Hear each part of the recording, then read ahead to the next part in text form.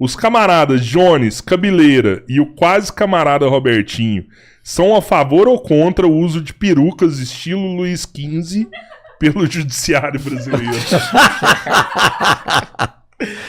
Meu irmão, eu acho que o problema do judiciário brasileiro nem é a peruca, não, pô. O problema do judiciário brasileiro, sabe qual é? O judiciário brasileiro é o mais caro do mundo. Isso não é exagero, não. Isso é dado real da OCDE, assim. Se não me falha a memória, eu vou tentar puxar esse dado de cabeça. Talvez saia errado, mas eu acho que o gasto com o judiciário brasileiro corresponde a 1,3% do PIB. É algo nessa faixa. Então, tipo, existe o teto constitucional, né?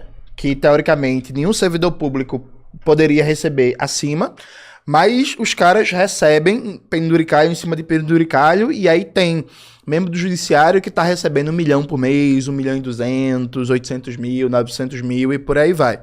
Para tu ter uma ideia, voltou na Câmara dos Deputados uma conversa sobre a reforma administrativa, que na verdade é uma contra-reforma administrativa, é um ataque ao servidor público.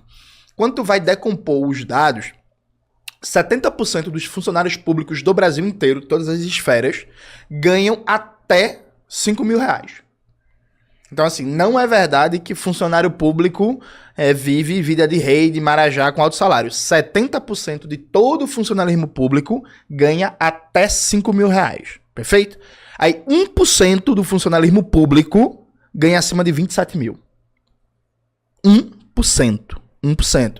Se tu pegar esses dados desse 1%, tu vai ver que a gente tem lá, fundamentalmente, membros do judiciário, militares, né, que é funcionário público de uma certa forma, sim, e membros da alta burocracia do poder legislativo, do poder executivo e por aí vai.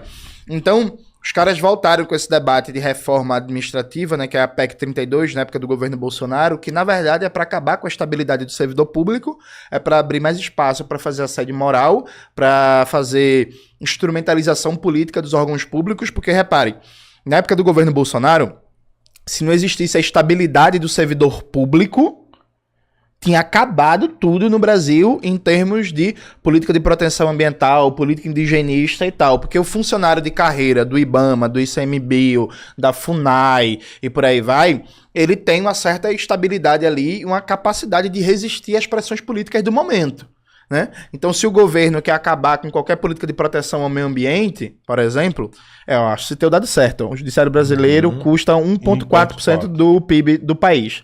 Errei por pouco, é 1,4 e não 1,3. E aí, se o governo do momento quiser acabar com a política, o fato de você ser um funcionário público com estabilidade, você consegue dar uma resistência maior, né? Então, os caras querem acabar com a estabilidade do servidor público, criar mais um espaço de acumulação privada e trabalham com a lógica de que, não, o Brasil tem funcionário público demais, que é outra mentira, né? A primeira mentira é que o funcionário público ganha muito, e é isso, só 70% ganha até 5 mil, e a segunda mentira é que tem funcionalismo público demais no Brasil. Mas o Brasil tem só 12% da sua força de trabalho em empregos públicos. A média dos países da OCDE, que são os países mais ricos do mundo, é de 18%. 18% da força de trabalho como funcionário público. O Brasil só tem 12%. E o gasto público com folha de pagamento de funcionário público no Brasil tá estável há 20 anos.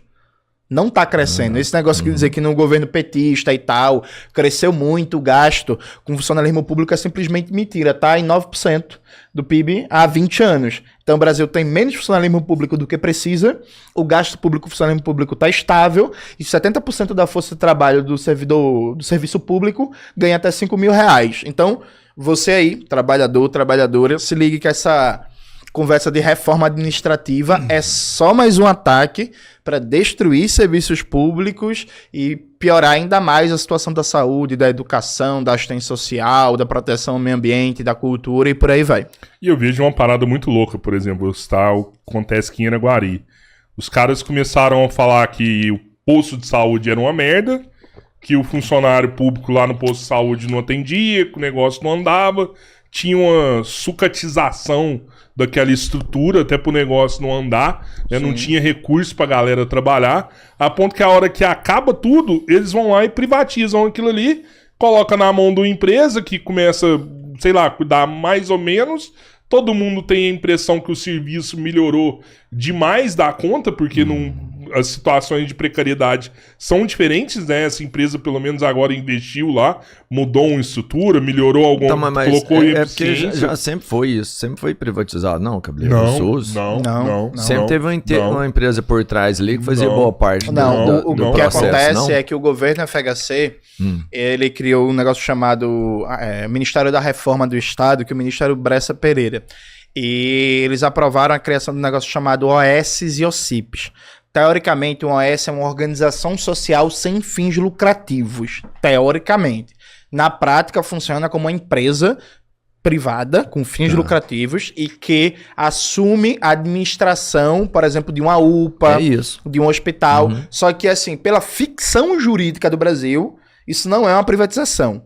Porque, teoricamente, o equipamento público continua sendo público, mas ele é gerido por um ente que não é considerado um ente do mercado privado, porque, teoricamente, ele não visaria lucro. Na prática, tem muito lucro, e essas OS, elas funcionam como fábrica, inclusive, de lobby político e de eleger vereador, de eleger deputado estadual e por aí vai. Lá em Pernambuco, um OS só, que é o IMIP, controla 1 bilhão do orçamento da saúde. Um OS.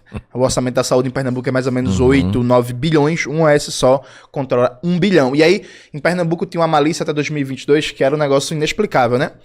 Cada unidade, cada UPA, cada UPAE, cada hospital gerido por um OS, em vez de fazer uma compra para todo o sistema de saúde do estado, então assim, todo hospital, toda UPA usa luva descartável, né? Então, em vez de você fazer um cálculo de quantas luvas descartáveis se usa por mês no sistema de saúde de Pernambuco, não, fazia uma compra segmentada.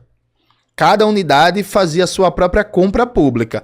Resultado concreto, o preço ia para desgraça, você perdia em escala na compra, perdia de negociar um serviço mais barato, e aí o próprio processo de fiscalização, de controle de estoque e tal, fica mais difícil e facilita muito para corrupção, né? Então, assim, essas OS, inclusive, são uma praga, que o FHC, mais um dos legados de FHC, e que nunca foi revertido no Brasil.